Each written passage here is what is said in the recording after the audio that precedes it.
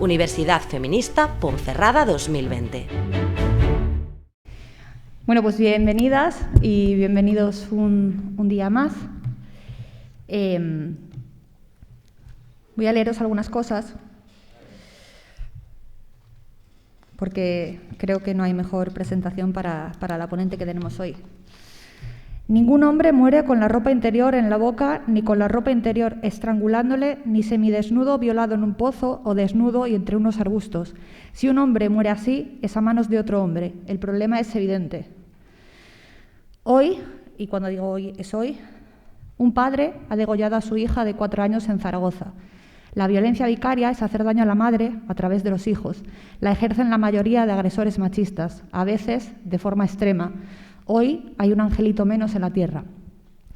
La primera versión de La Bella Durmiente la escribió Basile Jean-Baptiste. En ella el príncipe besa sin su consentimiento a la princesa, la viola y ella da a luz aún dormida por el hechizo. Es un libro escolar para niños, es cultura de la violación, es barbarie.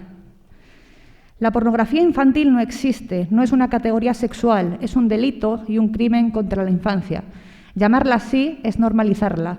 Cuando detienen a un tipo, no le requisan pornografía infantil, le requisan vídeos de violaciones a menores de edad. La Bella y la Bestia hace apología de la violencia machista. En ella se enseña a las niñas que aunque te secuestre, te encierre y te obligue a estar con él, debes corresponderle. Es un modo de disfrazar la violencia y hacer ver que si te controla, te quiere. Estas son las últimas 24 horas de las redes sociales, del Twitter, de la persona que tenemos hoy aquí de invitada.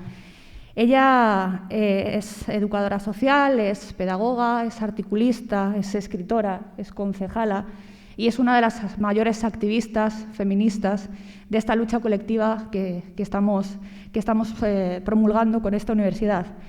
Cuando digo que Sonia Vivas es el ejemplo de sororidad, de compromiso y de militancia, me quedo corta. Y cuando digo que a Sonia Vivas ni un paso atrás se le queda corto, porque Sonia Vivas ni siquiera está parada. Sonia Vivas está abriendo brecha, está militando muy activamente, dando en la tecla constantemente y dedicando su tiempo, su vida y su alma a esta lucha feminista y porque consigamos tener una sociedad libre de violencia, más justa y más igualitaria.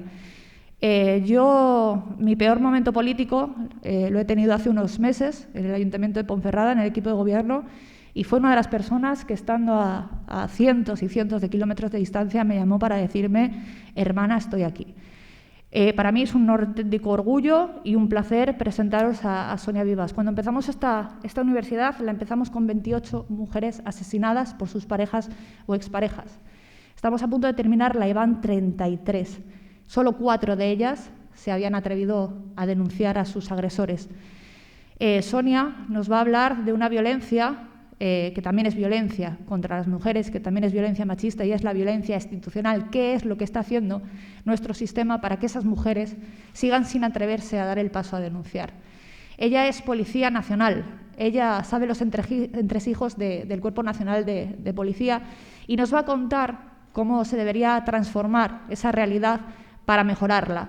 Y nos va a contar cómo, con su experiencia, que repito que ha sido ardua y dura, ha sido capaz de levantar ampollas y de denunciar cuestiones muy salvajes, muy duras y muy crudas. Y por eso es una persona que está sufriendo la persecución que está sufriendo.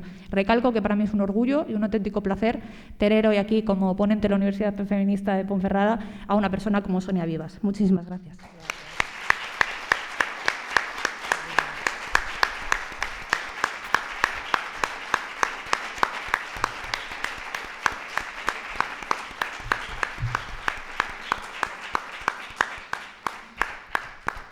Muchas gracias por la presentación. Muchas gracias a todas y a todos, porque veo hombres en la sala, me produce una enorme satisfacción cada vez que veo que más compañeros se atreven pues, a venir y a escuchar y sobre todo hacer un ejercicio luego de no repetir lo que escuchan, sino trasladarlo a lo que ellos son, que son hombres, y escudriñar ahí en cómo les afecta también a ellos el patriarcado, porque considero que los compañeros no deben ser solidarios, porque la solidaridad se tiene con algo que te queda muy lejos, sino que tienen que en primera persona, narrar también cómo se sienten respecto a determinadas situaciones que vivimos cada día, ¿no? Como decía la compañera, bueno, pues hoy ha habido un asesinato de una niña de 4 años que bueno, a todas y a todos nos ha conmocionado.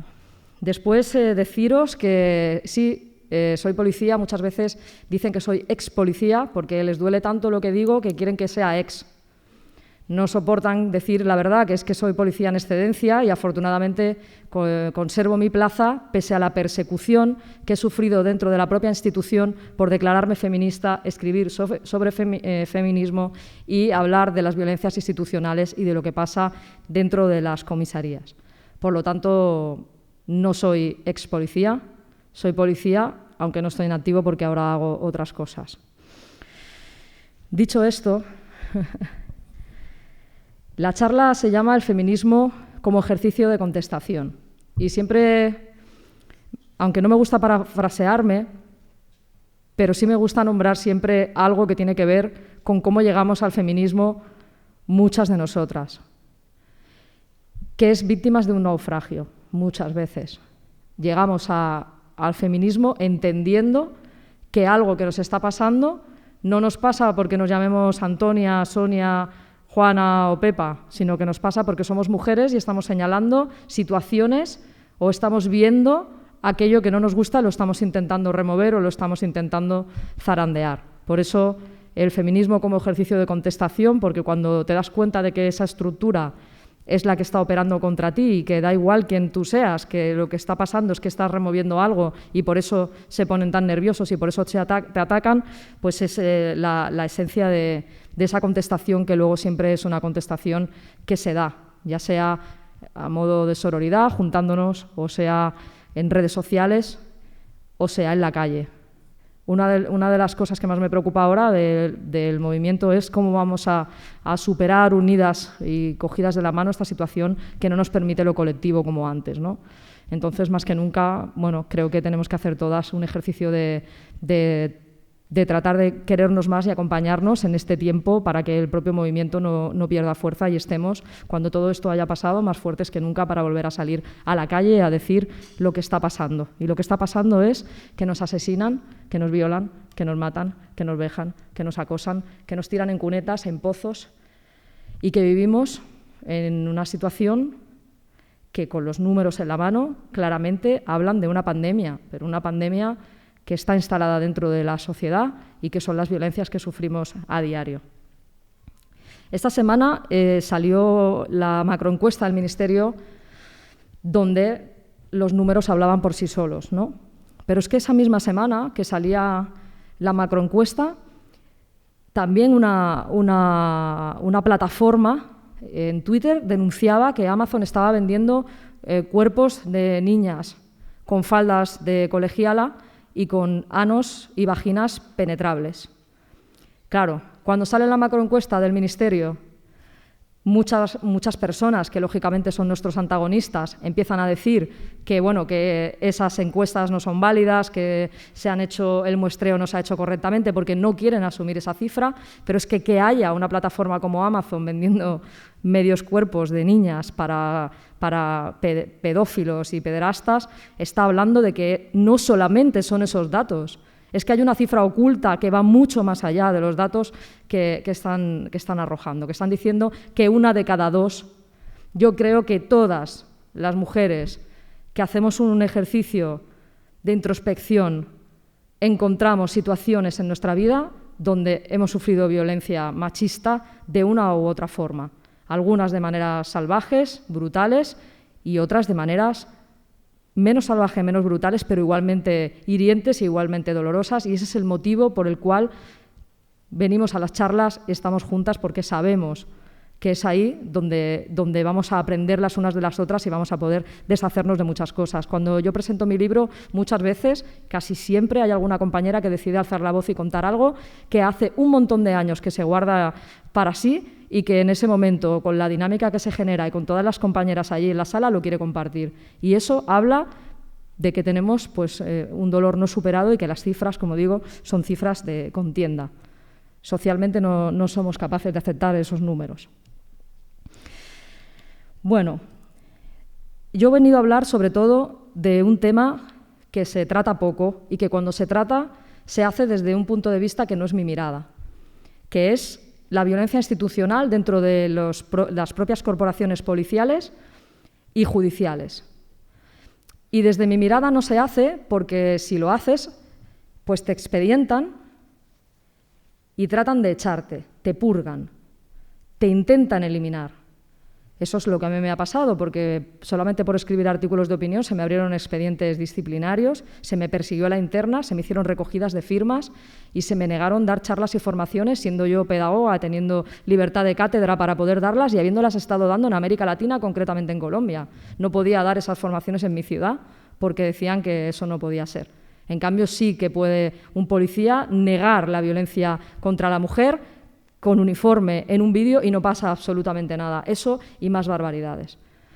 Porque desafortunadamente, pese a que hay muchos compañeros y muchas compañeras que hacen un gran esfuerzo por incluso pagarse sus propias formaciones y hacen un esfuerzo enorme dentro de una institución que sigue siendo muy rígida y que no es democrática aún del todo, no se ha democratizado del todo y lo estamos viendo, ¿no? Quienes la están enarbolando como si fuera suya aún, porque en parte lo sigue siendo. Tenemos unas corporaciones policiales que a día de hoy tenemos que trabajar mucho con ellas porque no solamente tienen que trabajar el ejercicio del poder, que no es fácil hacer un ejercicio adecuado y mesurado de un poder, sino que también tienen un componente ideológico marcado clarísimamente. Entonces, si sabemos que hay un partido político que piensa que la violencia contra nosotras no existe, que bebe y enarbola a la policía como un caladero de votos para ellos y que ese mensaje cala dentro de nuestra policía, eso se traduce en que hay muchos policías que piensan que la violencia contra nosotras no existe y yo me pregunto, ¿son capaces de sustraerse a su propia ideología a la hora de trabajar? He ahí la cuestión. Hemos visto que muchos jueces, por ejemplo, no. Por lo tanto, tenemos un problema de ejercicio del poder y de un componente ideológico grave en nuestro país y hay que trabajarlo. Ser sistema, porque yo soy sistema, porque formo parte del sistema y he estado dentro y sigo estando dentro ahora de otra manera, porque soy concejala en gobierno y todos aquellos que me hicieron expedientes ahora tienen que saludarme mientras miran para otro lado porque les provoca un gran dolor. Ser sistema y señalar los fallos del sistema, las zonas oscuras del sistema y hablar de la violencia institucional no es fácil. Pues porque te colocan una especie en un personaje como de enemigo interno, alguien que está sacando hacia afuera lo que se debe lavar dentro de casa, ¿no? Y eso no gusta, y menos en una institución como la policía, que sabemos que es muy endogámica y es muy corporativista. Pero voy a explicaros cuál es el periplo de una mujer víctima de violencia de género yéndole bien. No vamos a hablar de yéndole mal, encontrándose a un patán que cree que la violencia contra nosotras no existe o que está condenado por violencia machista y sigue cogiendo denuncias a mujeres víctimas. Eso pasa muchas veces, muchas son muchísimas. Significa que cuando un maltratador, que es policía, tiene una condena firme, pues normalmente o 6 meses o 1 año deja de estar trabajando, pero después vuelve a su trabajo y como no hay ningún protocolo que impida que eso suceda, pues puede acabar muchas veces recogiendo denuncias a víctimas de violencia, entre otras cosas porque se le retira el arma de fuego. Si está condenado, no tiene arma de fuego. Entonces, cuando entra dentro de la policía, como no puede estar en la calle, se queda dentro del cuartel. Y dentro del cuartel lo que básicamente se hace es coger llamadas o coger denuncias. Por lo tanto, sucede que mujeres que van en situación de grave crisis a presentar una denuncia en un momento terrible, son asistidas o le recoge la denuncia un señor que con una condena firme es un agresor. Eso es una sombra oscura. ¿La propuesta cuál es? Que haya herramientas políticas que traduzcan eso en protocolos, porque la policía, si algo tiene, es que es muy obediente. Si hay un protocolo y la posibilidad de que puedan sancionarte por no llevarlo a cabo, eso no sucederá. Pero no hay una voluntad, no ha habido una voluntad. Y no ha habido una voluntad porque la izquierda es alérgica a la policía. Le duele mucho, nos duele mucho hablar de eso. Y les dejamos a los que han corrompido a un servicio público que pagamos todas y todos, que hagan nuestro trabajo. Y eso no puede ser. Así que ser un bicho raro, porque ser una mujer lesbiana, feminista, catalana y policía no es tarea fácil. Y además ser de izquierdas, ¿no? Que es como, ¿qué haces aquí? Bueno, pues hemos estado siempre, hemos sido purgados a lo largo de la historia de nuestro país y estamos aquí porque ninguna purga va a acabar con nosotros, porque hay muchos compañeros y muchas compañeras que no creen en la policía, que les están diciendo que existe nada más, porque hay otras formas, hay otras maneras y se puede cambiar. Deciros que cuando a una mujer le va bien, llega a un cuartel muchas veces dentro de un vehículo policial adaptado para trasladar a los detenidos.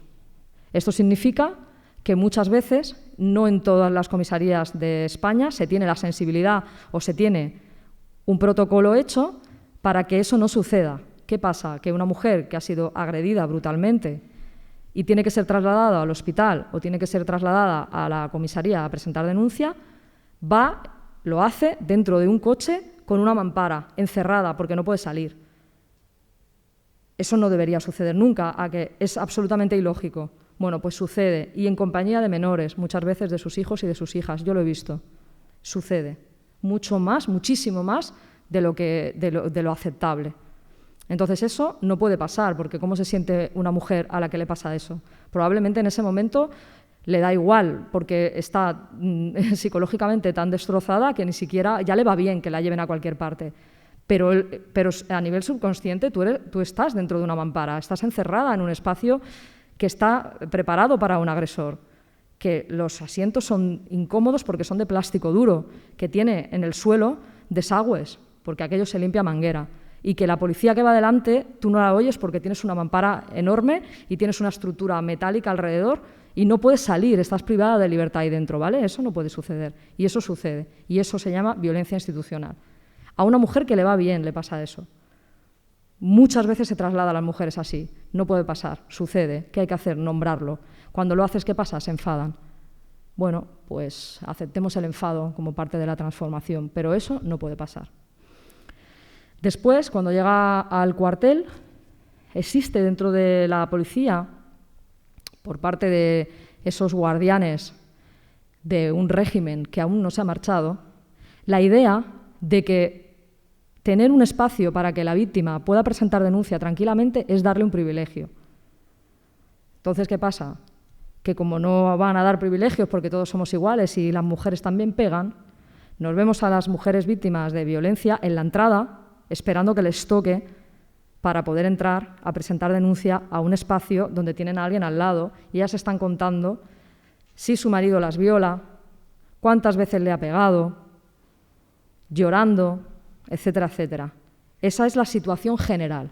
Hay algunos cuarteles que sí tienen esos espacios. Por ejemplo, en Palma, la Guardia Civil habilitó un espacio así porque la lucha incansable de una compañera guardia civil que estaba concienciada y luchó a la interna todo lo que pudo hasta conseguir aquellos espacios que, una vez los tuvieron, su jefe se encargó de decirle a la prensa y remarcar muchas veces que eran para todo el mundo, que no eran solo para las mujeres, eran para todo el mundo. No vaya a ser cosa que con el volumen que tenemos de mujeres apaleadas vayan a dejarlas en un espacio tranquilas para que interpongan una denuncia. Eso es lo que pasó. Y eso sabemos que en muchísimos sitios no existe. Bueno, también hay compañeras que no tienen ni vestuario. Pero eso es lo que sucede a una víctima que le va más o menos bien, que la trasladan en un coche para un detenido y que luego está en la entrada con la cara así o con el brazo en cabestrillo porque lo tiene roto, esperando que le toque. Otra de las cuestiones es que, como tampoco se tiene en cuenta a los menores, aunque se dice que sí, bueno, pues los menores muchas veces acaban asistiendo a la toma de denuncia de su madre.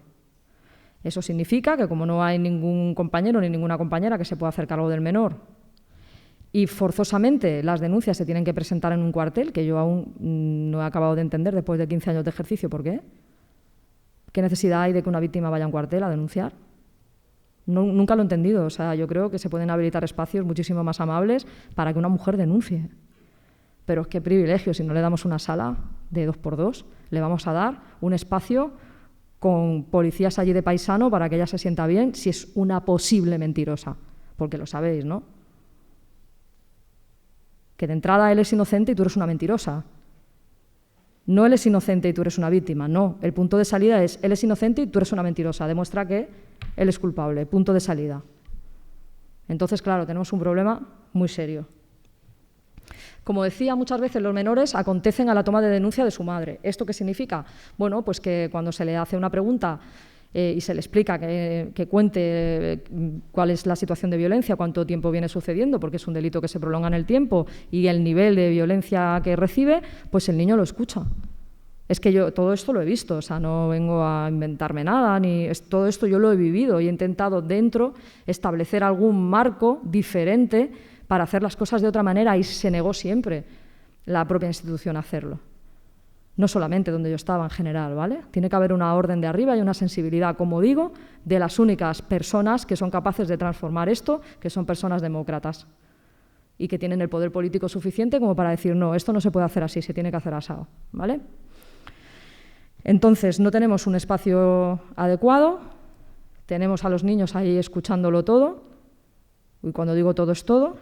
Tenemos a la mujer esperando en la entrada, pero bueno, es que además con la ley tal y como la tenemos, resulta que la ley de violencia de género protege solamente a las mujeres que han sido víctimas de sus parejas o exparejas.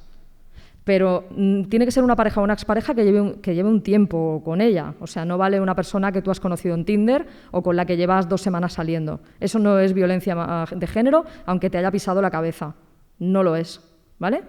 Ni aunque te viole, no lo es. No es violencia de género, porque tiene que ser una relación que ha tenido una prolongación en el tiempo, y muchas veces se pregunta hasta incluso por la convivencia, si la ha habido o no. ¿Qué significa esto? Esto significa que si reúnes esos requisitos, tienes derecho a una serie de herramientas, pero si no, pues no. ¿Y esto en qué se traduce? En que una mujer que ha conocido a un chico en una discoteca, lleva saliendo con él 3 semanas, un mes, y la ha violado y le ha dado una paliza, pues no tiene derecho a un juzgado específico, a un juicio rápido, a pasar por delante del que viene a denunciar el robo de una bicicleta, y se tiene que esperar porque no es víctima de violencia de género. ¿Qué es? De género no. Es una tía que le han pasado cosas. Ese es el desamparo que sufrimos mujeres como yo, que somos lesbianas y que aunque seamos seleccionadas y escogidas por el hecho de ser mujeres para ejercer sobre nosotras violencias concretas, nunca, al menos de momento, vamos a tener una ley hasta que salga la de solo sí es sí, que nos proteja. Porque a día de hoy nuestra violencia no existe. No se narra, no se nombra. Y cuando salen las estadísticas tampoco. Porque sabéis que cuando salen los números no están hablando de feminicidios. No están nombrando a las mujeres que están en situación de prostitución asesinadas, por ejemplo, que son muchas. No están hablando de Diana Quer, de Sandra Palo, de Marta del Castillo, de la compañera que están buscando en un vertedero y no la encuentran. De esas no hablan, porque esas no son víctimas de violencia de género, ¿vale? Porque el chicle no quería a Diana Quer, no fue su novio, aunque la violara, aunque la matara, aunque la tirara en un pozo. Esa es la situación que tenemos nosotras las mujeres a día de hoy. Y eso se ve reflejado luego en cómo tú accedes al sistema policial, que te está diciendo la sociedad en su conjunto, denuncia. Denuncia. Si tú no denuncias, es que claro, como no has denunciado, ¿cómo te vamos a proteger? Están haciendo recaer sobre la víctima que denuncie. Y ella va y denuncia y se encuentra esto. Esto es lo que se encuentra, yéndole bien. Esto es lo que se encuentra yéndole bien, marchando las cosas aceptablemente ok. Un desastre y un desatino.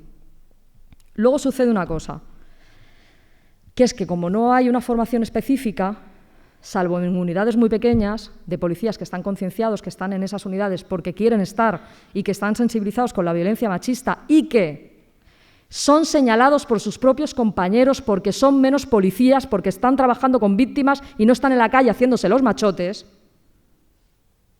porque eso es lo que les pasa a los que hemos trabajado otras cosas dentro de la policía, ¿vale? Bueno, pues como solamente hay unidades específicas donde ya llega la víctima, digamos, con la denuncia acogida. O sea, una mujer llega a un cuartel y le recoge la denuncia el que le toca. Generalmente, no se la coge una persona que tiene una especialización en eso. Se la recoge uno que acaba de coger una denuncia de un incendio de un contenedor, otra de un robo de cartera y otra de, no sé, cualquier cosa. Entonces, le llega esto. ¿Y qué le llega? Le llega una mujer destrozada, hecha polvo anímicamente, llorando, en un estado depresivo total, que da pereza. ¿Vale? Porque recoger una denuncia de violencia machista, de violencia de género, son mínimo 2 horas, 2 horas y pico, porque hay que rellenar varias cosas y no es una denuncia que sea fácil de hacer. Entonces, ¿qué hacen? Para que veáis la manzana envenenada, el nivel, ¿eh? El policía, ¿qué hace muchas veces? Le dice, mira, tú cuéntame lo que te ha pasado hoy y luego ya, cuando tú veas al juzgado, se lo cuentas al juez. Así, ¿eh? Y ella, pues, ¿qué va a saber? Pues le dice, bueno, pues es que hoy ha llegado y se ha enfadado y me ha insultado, me ha tirado el móvil, ha roto una puerta y me ha pegado dos guantazos. Eso es lo que él escribe, eso va al juzgado. Vale, ¿qué dice la fiscalía o el juez? Pues que no es para tanto. Porque él no le ha recogido la denuncia diciendo que lleva 10 años sufriendo violencia, que cuando estaba embarazada le pateaba el vientre, que dijo que le iba a quitar a los niños porque ya verás, porque te voy a joder, porque ya lo verás, porque te los voy a quitar, quién te va a creer, todas esas violencias de cogerle el móvil, de estamparle esto, de romper una puerta, todo eso no se nombra, solo lo que ha pasado hoy, porque claro, como no tenemos ganas. ¿Y eso en qué se traduce?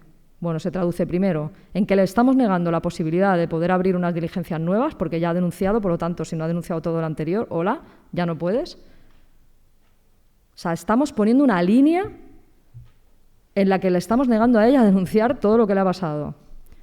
2, que no le van a dar una orden de protección cuando a lo mejor la necesita, porque sabemos que los asesinatos se suceden entre el primer año y año y medio después de que ella ha decidido romper con la situación de violencia. Cuando él ya no la puede controlar es cuando la mata. Nunca la mata de un mal golpe. Nunca se le va la mano. La mata conscientemente cuando ve que ya no la puede controlar, después de que ella ha decidido separarse, la mayoría de veces. Y luego, además, tenemos que cuando esa mujer llega al juzgado, está el abogado del agresor. Y cuando ella dice, bueno, pasó eso, pero es que resulta también que es que ya cuando yo estaba embarazada de mi pequeño, pues me dio patadas en el vientre. Y el abogado dice, mentira, ¿por qué no lo contó en la policía? Esta señora está mintiendo. Esta señora lo que viene aquí ahora es hacer un relato terrible contra mi cliente. Que conste en acta que no lo dijo en el cuartel y viene a contarlo ahora. 0,0069% de denuncias falsas. Malas instrucciones de atestados policiales por parte de la policía. Esa es la realidad. A mujeres que les está yendo bien, que se han encontrado con un buen hombre o con una buena mujer que a lo mejor pues, no tenía la formación y con un sistema que es el que hay, porque ya va bien. Y decir que las cosas no funcionan bien dentro, pues te empiezan a coser expedientes porque ¿cómo se te ocurre? No, hay que seguir haciéndolo así, ¿verdad? Hay que seguir diciéndole a las mujeres, primero que son las responsables de que no se las ayude y después cuando piden ayuda pasa esto. Recordar que hay un 20% de mujeres que habían denunciado y tenían órdenes de alejamiento y están muertas. Un 20%. Y no se nombra. ¿Sabéis lo que se nombra en los medios de comunicación? No había denuncias previas. Fijaos en esto. Cada vez que los medios de comunicación dicen que hay una mujer asesinada y que está bajo secreto de sumario y se está investigando, es porque había denuncia. Yo cada vez que lo leo digo, ya está. Luego empiezan a decir que había una nota de servicios sociales, que había no sé qué. Es ese 20. Y esa es la realidad. Después hay algo que sucede también muchas veces, que es que una mujer víctima de violencia machista tiene derecho a 2 cosas. Bueno, tiene muchos derechos, pero 2 primordiales son a que le asista un psicólogo o psicóloga en situación de crisis para estabilizarla y que ella esté tranquila y pueda elaborar un relato coherente dentro de su situación, que esto se ofrece siempre, básicamente porque no apetece mucho tener que aguantarle tú y estabilizarla tú, y ya lo hace un psicólogo, y está bien que se haga así. Pero, por ejemplo, el abogado que tiene derecho también a que le asista, me juego que un 0, algo %, no se suele ofrecer, y eso podría ser, en caso de hacerse de manera intencionada, una vulneración de derechos de la víctima. No se le ofrece un abogado en situación de crisis para que asista a la primera denuncia porque se le dice, dime lo que te ha pasado hoy nada más y luego ya vas y lo cuentas allí. Y si viene un abogado a asistirla del colegio de abogados, que para eso tienen los turnos, va a hacer un resumen exhaustivo y la denuncia va a durar 3 horas. ¿Y cuál es el problema? El problema, insisto, no son los y las policías. El problema es que no hay una inversión en formar a nuestros agentes, que son nuestros, no son los de la derecha. Es un servicio público. Y como servicio público tiene que trabajar con el ciudadano y la ciudadana en el centro. Sé que es difícil de entender y que hay un papel de la policía muy duro, que a mí me ha hecho llorar muchas veces. Pero la policía también está para hacer grandes cosas y también está para hacer transformación. Y esa primera asistencia, os aseguro que cada mujer que es asistida se acuerda del policía, cómo era, qué le dijo, se acuerdan porque es uno de los momentos más importantes de su vida y eso se tiene que hacer bien. Y eso es un buen trabajo. Y ahí solamente podemos incidir nosotras. Y yo sé que desde el movimiento feminista es muy duro, porque es el enemigo, la policía. A mí muchas veces me han dicho, ¿qué haces aquí? Bueno, pues mira, es lo que hay, ¿sabes? Pero no gusta, porque eres el enemigo, el Estado opresor, el no sé qué. Que es nuestra la policía, y punto, y que tenemos todo el derecho del mundo de ir allí a chillar a la puerta. Pero no vamos al juzgado. Vamos a los juzgados cuando ya está todo cocido. Y ya el Estado está mal y ya estamos viendo que la compañera está en una situación terrible y vamos a quejarnos a los jueces, pero es que los jueces lo que tienen en la mano es todo lo que han hecho los otros. Y hay que señalar eso. Y hay que señalarlo desde la contundencia y también desde el cariño. ¿Por qué? Porque ahí hay que trabajar. Y porque hay mucha gente que si se le explica lo entienden bien. Y porque no podemos seguir generando esa brecha. Porque si no, nos arrebatan de las manos lo que es nuestro. Y al final lo acabamos pagando todas y todos. Y sobre todo nosotras, como siempre. Entonces, tenemos, como digo, esta situación. Mirad, cuando se pone una denuncia, generalmente te dan después unos folios que se llama el ofrecimiento de acciones. El ofrecimiento de acciones es, te dicen, es un texto en el que te explican los artículos del Código Penal y los artículos del Código Civil que puedes utilizar pues, para poner otra denuncia o para defenderte y tal. Y hay un texto que te explica lo que podrías incurrir de estar haciendo perjurio, o sea, poniendo una denuncia falsa. Eso se lo dan a las víctimas de violencia machista. A día de hoy, toda víctima de violencia machista que sale de un cuartel sale con una hoja donde se explica, entre otras cosas, que si es una mentirosa, la pueden perseguir. Imaginaos cómo se queda. Es que eso no puede pasar. Es que lo que estoy relatando es violencia sobre violencia. Eso sin tener en cuenta que te encuentres a alguien que te haga preguntas improcedentes o que esto ya lo vamos a dejar, ¿vale? Pero es que el sistema es así, está así de terrible. Entonces, el tema de la instrucción, sobre todo, es una de las cosas que más me han preocupado siempre, porque, como os digo, le niegan a la víctima el poder después reiniciar su proceso. Cuando tú has denunciado una cosa, tú ya luego no puedes volver a denunciar lo mismo, tú ya has denunciado eso. Tú ya, si no denuncias los 15 años atrás, pues ahora ya te fastidias, ¿vale? Entonces, el problema es súper grave. Después, sabéis que los agresores tienen derechos, lógico, ¿no? Y esos derechos están recogidos en un artículo de esto que sale los americanos de ¿tiene derecho a guardar silencio? Bueno, pues eso se les lee así, ¿no? Y ahora, con una remodelación que hubo del Código Penal, tienen derecho a una llamada o tienen derecho a comunicar a la persona que ellos quieran que está detenido. Vale, pues es que, ¿y si dice que quiere comunicárselo a la víctima? ¿Dónde pone que eso no lo puede hacer? No hay un protocolo que diga que si estás detenido por pegarle a tu mujer no vas a poder coger el teléfono y llamar a tu mujer para decirle que estás detenido. Ese es el nivel, ¿eh? O sea, que tenemos una mujer que ha sido trasladada en un coche de mala manera, que no tiene un espacio para ella, que ha estado en la puerta viéndola a todo el mundo entrar, toda la gente que entra allí pues con la cabeza rota o llorando, que ha puesto una denuncia y le han dicho no, cuenta esto nada más delante de su hijo y que encima después resulta que tiene esta papeleta, que le suena al móvil y es el agresor que está en el calabozo. Bueno, no sé, yo creo que la situación es bastante clara y que el análisis que hay que hacer de cambio es bastante evidente. Lo que hay que hacer es, primero, nombrar todo esto y llamarlo por su nombre, que son violencias institucionales. Y esas violencias existen y esas violencias no pueden suceder. y después tratar de cambiarlas pues, con protocolos específicos. Después, cuando llega al sistema judicial, ya sabemos lo que pasa. Sabemos que hay jueces que entienden como jolgorio y regocijo una violación grupal de una chica que había además un vídeo. O sea, que es que ya la cosa no podía ser más explícita y a él le pareció aquello jolgorio y regocijo, que tuvo que ir hasta la última instancia para que se reconociera que había sido violada. Todos lo hemos visto. Sabemos que dentro del propio sistema judicial cualquier pregunta, cualquier barbaridad se admite dentro de una sala. Que la mujer va dentro de ese juicio también sufre muchísimo, porque de manera constante se le hacen preguntas y se la criminaliza y nadie lo para aquello.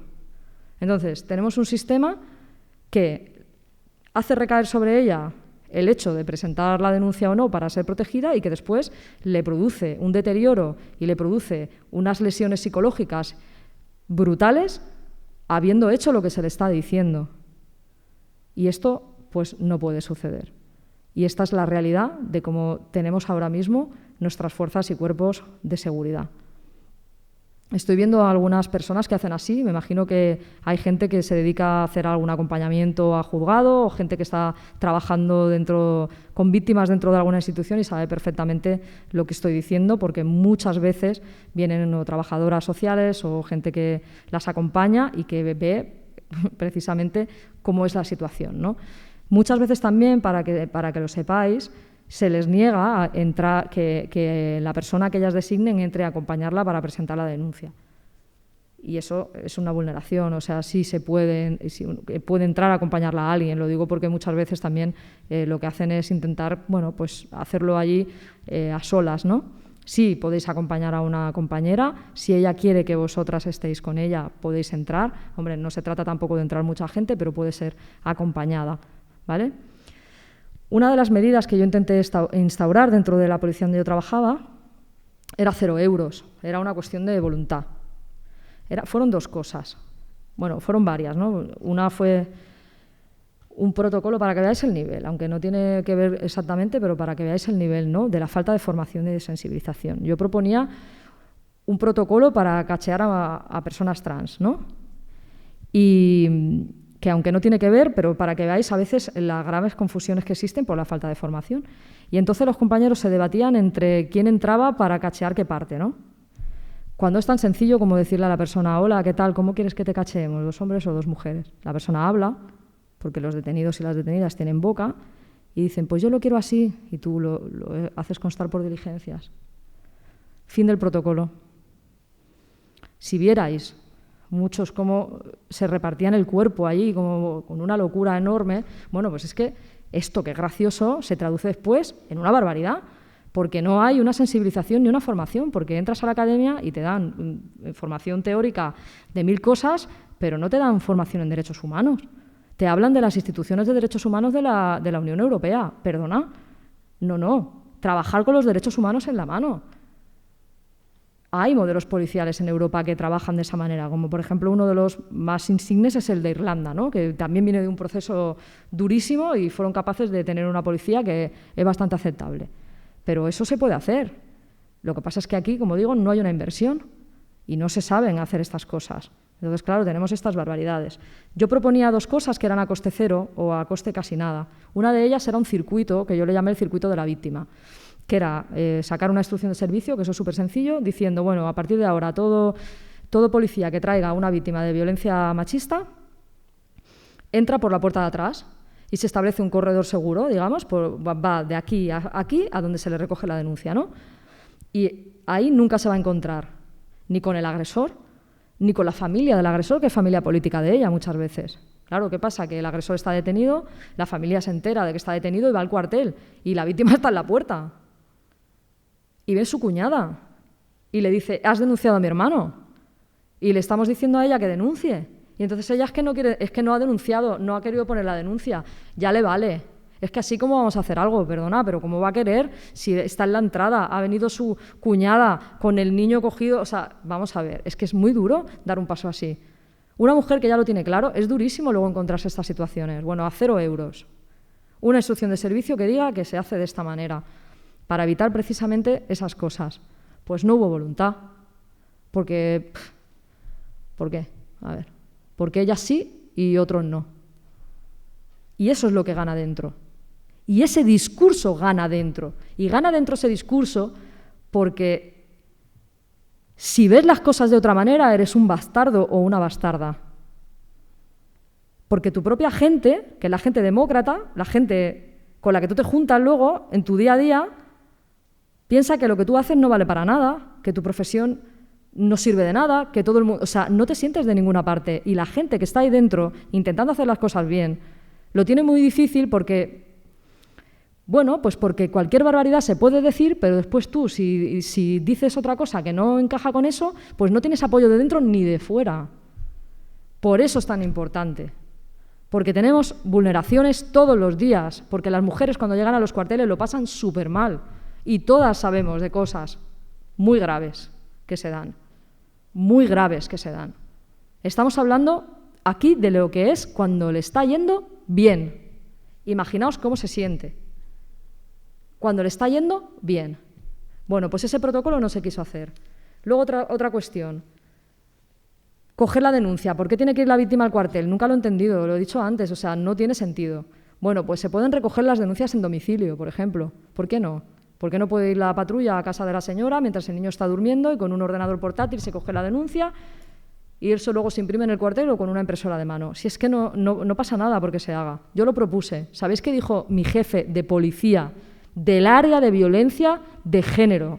Que era el que estaba formado, el que está a día de hoy formado, el que está capacitado y el que lleva la unidad delante de víctimas por encima de mi cadáver. Eso dijo. Entonces, ¿qué sucede? Y ese es el señor que se supone que es el que tiene más empatía y el que entiende la situación. Bueno, pues es que, ¿por qué no se puede hacer una directiva que diga que en determinadas circunstancias y situaciones las mujeres no tienen que ir a los cuarteles? Si es que no cuesta nada. Y además es que protege la infancia, etcétera, etcétera. Bueno, pues no, porque no hay voluntad. ¿Por qué? Porque es dar un privilegio, porque aquí todo el mundo es igual, porque aquí uno que denuncia, aquel de allí, es todo el mundo igual. ¿Por qué? Porque ellos son inocentes y tú eres una mentirosa hasta que se demuestre lo contrario. Y si te estoy dando una sala específica para que tú estés ahí, le estoy dando un privilegio a una posible mentirosa. Ese es el punto de partida. En el fondo, ese es el punto de partida, pero no solo de la policía, de todo el sistema en general, del sistema entero. Por eso hay que cambiarlo y por eso hay que nombrar las cosas que no están bien, porque dentro del ámbito judicial sucede exactamente lo mismo. Eres tú que tienes que demostrarlo. Hemos visto casos de barbaridades, de señores que no han salido condenados porque cuando la estaba asfixiando luego la soltó. Es que la dejó vivir. Es que esto sucede. Lo vemos todo el rato, preguntas de si has cerrado bien las piernas. Es decir, ¿qué mensaje le estamos dando a la víctima? ¿Has denunciado? Pues ahora te toca sufrir más. De hecho, si alguna de vosotras o alguno de vosotros trabaja con víctimas, sabéis el desequilibrio emocional en el que se quedan después de atravesar el periplo policial y judicial. Lo pasan súper mal. Se quedan totalmente devastadas porque no encuentran una ayuda y porque la justicia no les repara. Y el mensaje para las víctimas es, aunque el juicio no sea concluyente y digan que él no se ha podido demostrar su culpabilidad, tú sabes lo que pasó. No te lo tiene que decir un juez lo que pasó, ¿vale? Estoy muy cansada de que haya mujeres a las que se llama mentirosas solamente porque la justicia no ha sido capaz de saturar la prueba lo suficiente como para concluir que este señor es culpable. Eso no quiere decir que no hubiera pasado, porque lo que ha pasado tú lo sabes, porque lo que ha pasado tú lo has vivido, y ningún juez ni ninguna jueza te va a decir que todo lo que tú has vivido es mentira. Hay que salir un poco de ahí también. Que si tú lo has vivido, que te lo diga un juez o una jueza, te lo tiene que ratificar. No, tú lo has vivido. Es que el derecho penal, en el derecho penal solamente, el derecho penal es un derecho de mínimos que se llama. Es decir, en la última vía, ante temas ya que son graves y que no se pueden abordar de otra manera, y hay que saturar la prueba. Es decir, tienes que tener testigos, mensajes de texto, alguna grabación, ¿no? Y saturar aquello para que todo el mundo vea clarísimo que es así. Pero ¿y si todo el mundo no lo ve clarísimo? ¿Qué pasa? ¿Que era jolgorio y regocijo? Y esa chica se tiene que quedar en su casa diciendo, claro, es que yo me metí en el portal porque quería y en el fondo disfruté un montón. No, ¿ella qué dice? Es que a mí me han violado. ¿Y qué hemos conseguido? Y digo hemos porque lo hemos hecho todas. Ponerlos en jaque y en evidencia. Se ha visto la vergüenza. Se ha visto la vergüenza de tener que movilizarnos y partirnos las gargantas hasta decir que no puede ser que en cualquier delito en el que tú, de manera premeditada, te vas a comprar un cuchillo, lo metes en el bolso y luego apuñalas a alguien porque ibas a hacer eso se llama premeditar, ¿vale? Eso es un agravante. Quiere decir que la pena es superior. Menos si es para violar a una tía. Pues tú te vas, compras unas pastillas, las metes en tu mochilita, te vas a un local, ves a una que te gusta, eliges que aquella te gusta más. La drogas, esperas a que le haga efecto, te la llevas a tu casa, la violas y encima eso no es una violación. En nuestro caso, no solamente no es un agravante, es que no es lo que es. Es un abuso. No es lo que es. Le ponen otro nombre. No, es que eso es una violación. Es que encima además lo ha premeditado, perdona. ¿Cómo es posible? Pues esa es la situación que tenemos. Que para nosotras no vale.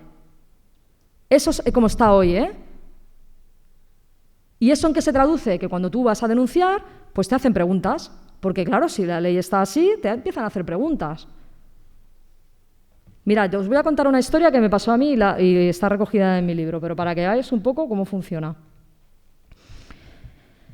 Me acuerdo una noche que vino un tipo, ya a las 5 y pico de la mañana, venía corriendo y venía acelerado y yo ya supe que estaba fuera y le vi venir. Total, que el señor sube las escaleras y se me pone delante y me dice: vengo a entregarme porque he violado a una mujer.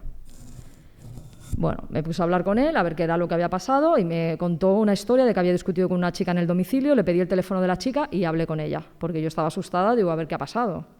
Y ella me dijo que estaba viniendo de camino al cuartel y estaba llorando y hecha polvo, para que veáis el nivel, para que veáis lo que es el abuso. Esto es un abuso, ¿vale? Bueno, pues la chica me contó, yo le recogí la denuncia a ella, y la chica me contó que ella viajaba por Europa y había visto en un sitio de estos de internet de alquilar habitaciones y tal, pues una casa que tenía muy buena puntuación, porque era un chico muy amable, estaba muy limpia, todo súper bien, y había decidido pasar unos días allí. Y con el chico, muy bien, muy amable. Bueno, pues ella dice que estaba durmiendo y de repente se despierta en mitad de la noche y el tío estaba desnudo, metido dentro de su cama, con la mano debajo de las bragas de ella. Y entonces ella lo ve y lo empuja, se produce la discusión y él sale a la calle y viene a presentar denuncia, ¿no es verdad? Bueno, yo me quedo pensando y cuando le recojo la denuncia con el mayor de los tactos, le dije que cuánto tiempo llevaba en aquella casa y que si en los últimos días había notado que al despertarse se encontraba más cansada de lo habitual, más somnolienta o como con menos vigor. Y aquella, no se me olvidará nunca su cara, se quedó como mirándome un rato largo y se desplomó sobre la mesa a llorar. ¿Qué hombre se mete en tu cama si sabe que te vas a despertar? La llevaba drogando días para abusar de ella. No, ese señor es un violador. Y a mí me da igual si la pena por abuso y la pena por violación hay un año más o un año menos. Pero yo quiero que ese señor se le señale por violador, no por abusador. ¿Qué es eso de abuso? Ese señor es un violador, como la copa de un pino. Entonces, ¿qué pasa? Que en nuestro caso ni siquiera tenemos derecho a ponerle el nombre a lo que es que accedan a nuestros cuerpos si nosotras no queremos. Bueno, pues esa es la situación que tenemos. Y eso se traduce después en el sistema judicial, que estamos todas gritando en la puerta de un juzgado diciendo, explicándole a señores y a señoras que llevan toda la vida estudiando que eso no es lo que les han dicho que no es un abuso, que es violación, y explicándoselo de mil maneras, para que lo entiendan. Ya ha habido gente receptiva. Ha habido jueces que se han pronunciado y que han abierto también una brecha ahí dentro. Y aunque nos quejamos de los jueces, no nos gusta el sistema judicial como está montado, y sabemos que el sistema judicial es conservador, también es nuestro.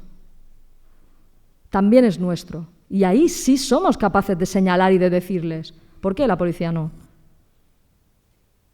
También, porque también es nuestra y también nos pertenece. Y también podemos señalar todo lo que hacen mal. Lo que pasa es que hay unos enormes muros alrededor de la propia institución que no permiten tampoco que sepamos lo que sucede. ¿Os acordáis de la compañera que había sido violada con burundanga en un cuartel de militares, no me acuerdo exactamente de dónde fue. ¿A que no se ha vuelto a saber nada más de ella por la justicia militar? Bueno, pues es que esta mujer, hasta salieron sus ropas, o sea, hubo filtraciones que dejaban ver claramente que había sido violada de manera salvaje, drogada, y que coincidió además en tiempo con la violación grupal de Pamplona. Pero no se supo nada más de ella, aquello se acalló. ¿Cómo que justicia militar? ¿Qué es esto de justicia militar? Ya está bien, ya basta de justicia militar. De eso nada. Tiene que haber una transparencia en todos los procesos. En todos los procesos, y no la hubo. Y no sabemos cómo está esa mujer. No sabemos nada de ella. Solamente sabemos que la justicia militar le debió asignar un abogado de su sistema militar y que allí nadie debió declarar luego lo que pasó y que no sabemos nada más. Y después, además, al poco tiempo, hubo otra también dentro del ejército, otra compañera que también le habían hecho una barbaridad. Por lo tanto, esto es lo que tenemos. ¿Voy bien de tiempo? ¿Sí? Vale. Esto es lo que tenemos y esta es la situación en la que nos encontramos, que ni siquiera nosotras tenemos derecho después a que se nombren las violencias que cometen contra nosotras con el nombre de lo que tienen, salvo si son otras cosas. O sea, por ejemplo, a veces que he puesto comparativas, ¿no? en años.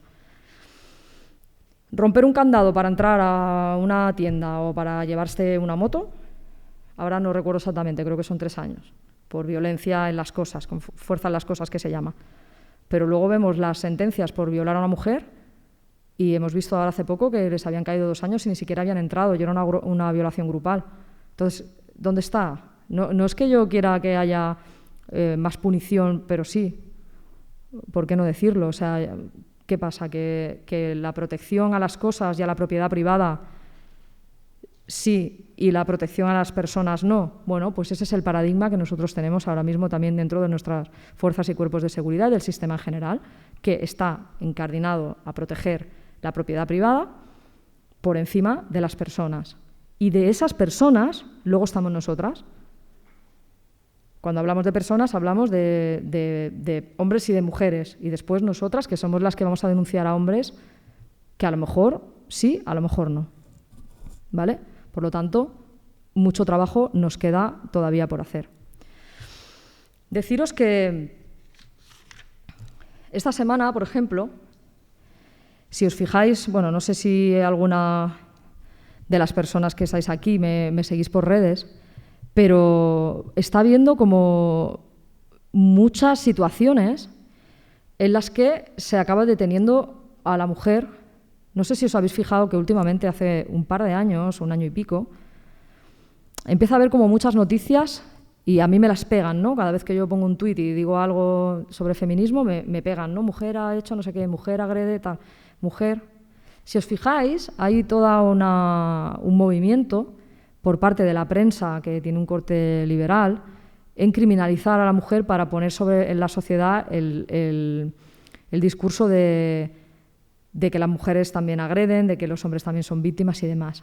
Pero la raíz de eso no es una noticia, porque tú una noticia tampoco te la puedes inventar, o sí, depende de quién se la inventa, pero tiene que haber un atestado, tiene que haber algo, ¿no?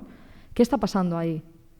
Bueno, pues está pasando que muchas veces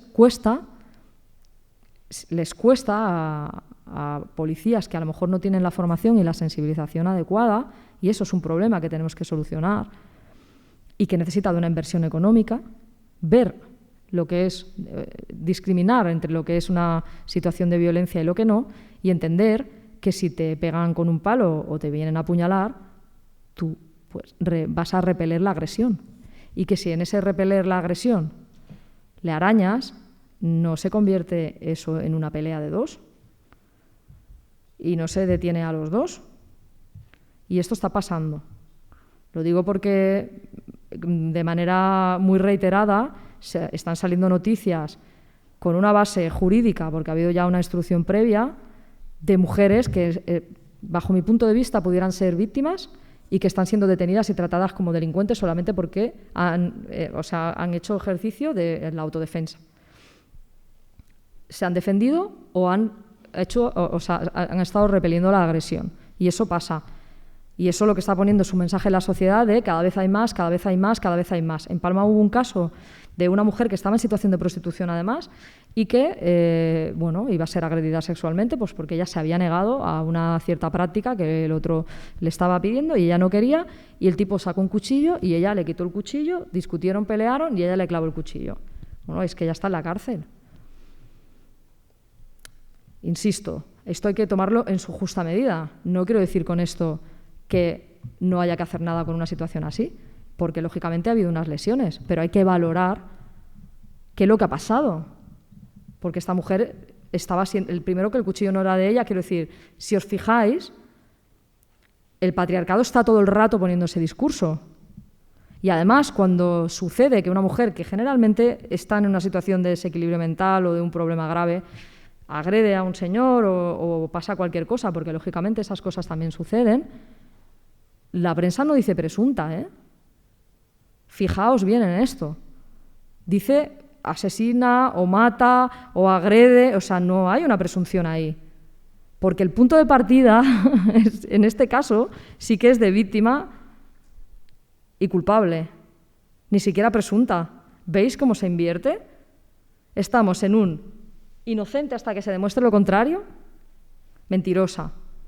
Cuando sucede al revés, porque lógicamente en la vida también hay situaciones en que eso pasa, en infinito menor número, en infinitas situaciones, o sea, la diferencia es infinita entre una situación y otra, no opera el propio sistema, etcétera, etcétera, pero el punto de salida, ¿cuál es? Lo ha hecho, es mala terriblemente, y este hombre es una víctima. O sea, y eso se ve en los medios de comunicación y todo el rato tienen material ahí para poder estar pues haciéndote un discurso en la contra, ¿no? Eso atiende también al propio sistema, porque esos datos después son los datos que defienden nuestros antagónicos que están diciendo que las mujeres también somos violentas y que la violencia no tiene género y que violan los violadores. Que también hay que hacer un máster, ¿vale?, para llegar a una conclusión tan profunda de que violan los violadores. El tema es porque esta mujer, claro, ha hecho una introspección y un estudio. Es terrible que eso cale en la sociedad y que realmente tengamos que bajar al barro de esa manera, porque a mí me cuesta muchas veces debatir y lo tienes que hacer porque hay mucha gente que piensa así y esa estructura hay que romperla, pero es que es bajar al barro a hablar de cosas en las que llevábamos muchísimos años ya que había consenso y ese consenso ya no existe. Existe un revisionismo, sobre todo en Estados Unidos, del Código Penal, un movimiento de mujeres que tienen que ver con el ámbito jurídico y que se están dedicando a revisar las leyes y a revisar los códigos penales y a decir que el Código Penal es sexista, porque parte de una situación de que todos somos iguales ante la ley. El Código Penal parte de que un hombre y una mujer que están conviviendo y que él la agrede a ella parten de la misma situación. No está contemplando que eso no es así y que hay una situación en la que las mujeres estamos por debajo del varón y él está en una situación de privilegio. Eso no se contempla así. Se contempla siempre, el punto de partida de todo Código Penal es eso. Y además, cuando tú interseccionas, porque yo le hacía informes judiciales al fiscal de delitos de odio de Baleares, que se ponía un poco nervioso el hombre, yo también lo entiendo, porque claro, yo le hacía un informe interseccional diciéndole cómo operaban todas las violencias sobre una persona concreta, ¿no?, porque yo me dedicaba a los delitos de odio después en los últimos años, y él no entendía nada, pero tiene toda su lógica. Es decir, si a la hora de aplicar el Código Penal eso también tiene que verse reflejado.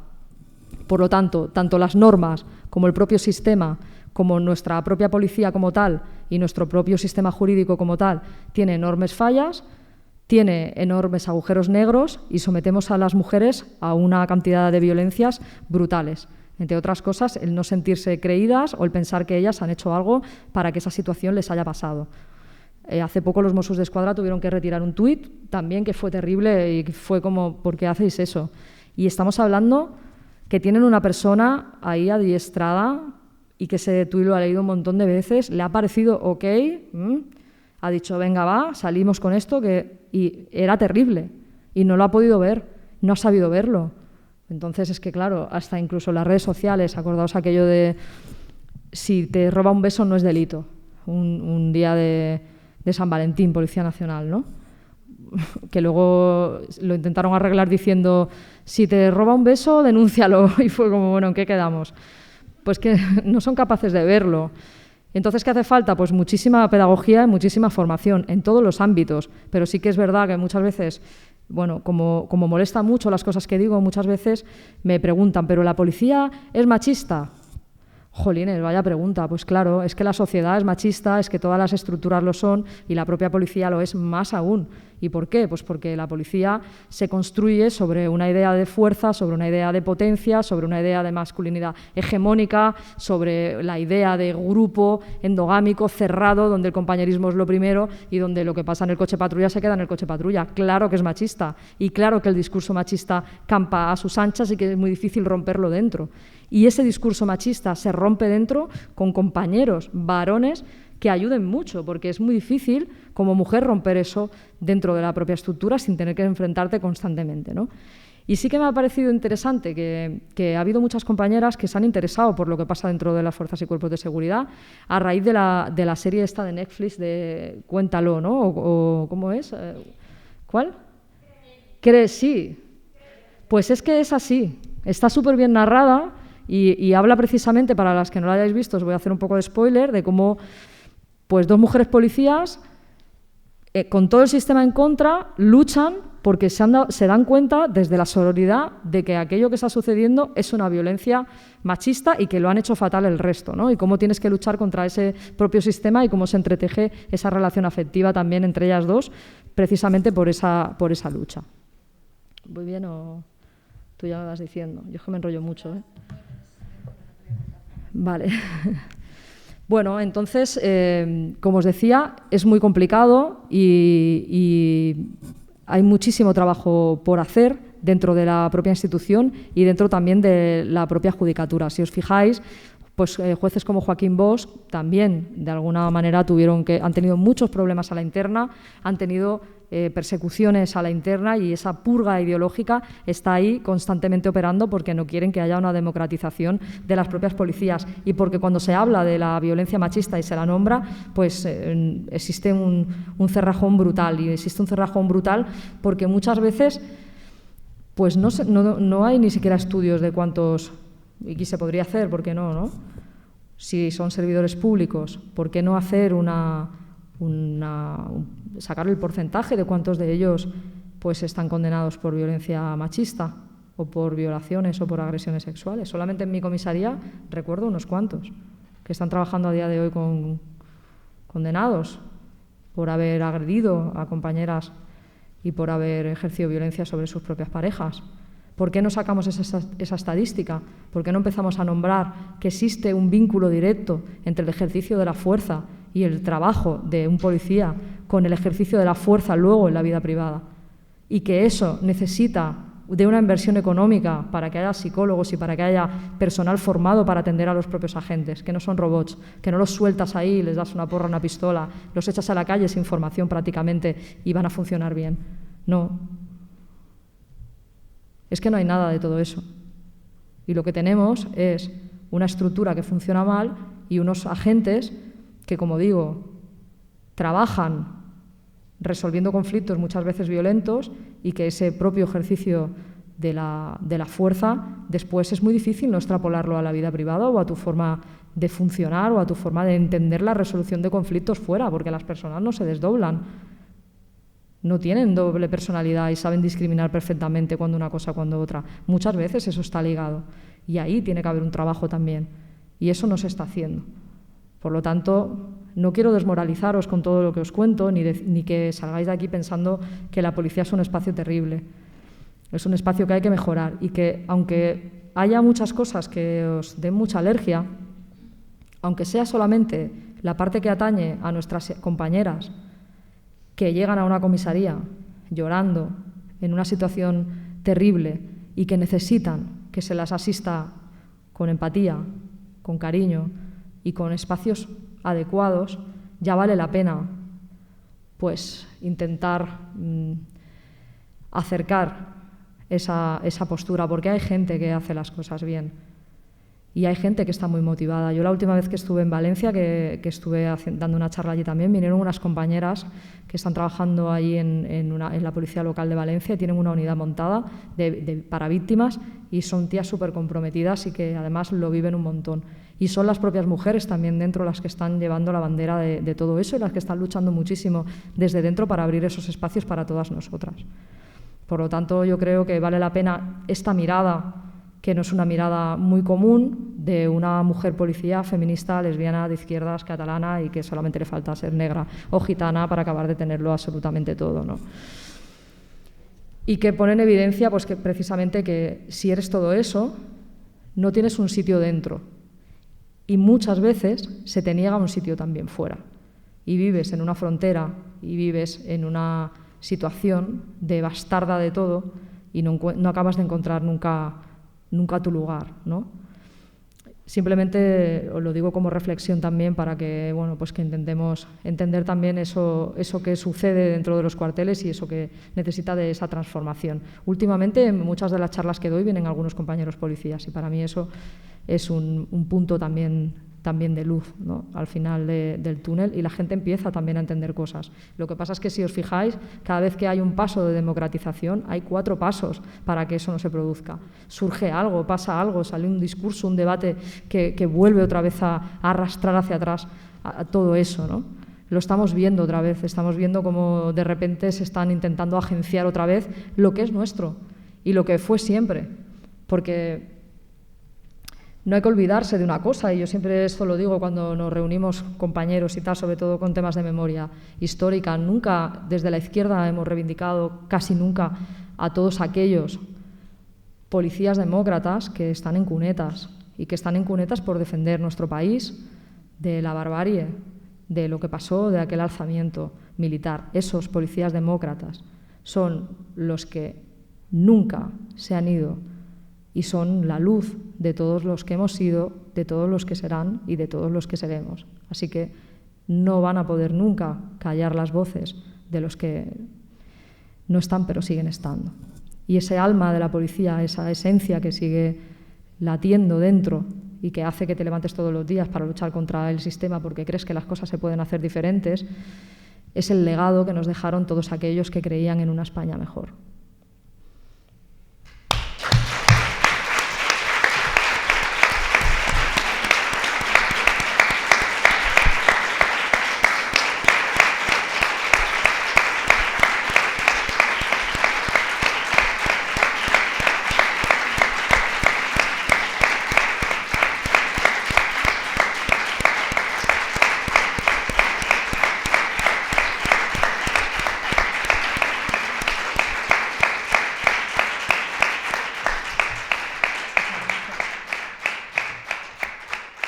Muchas gracias.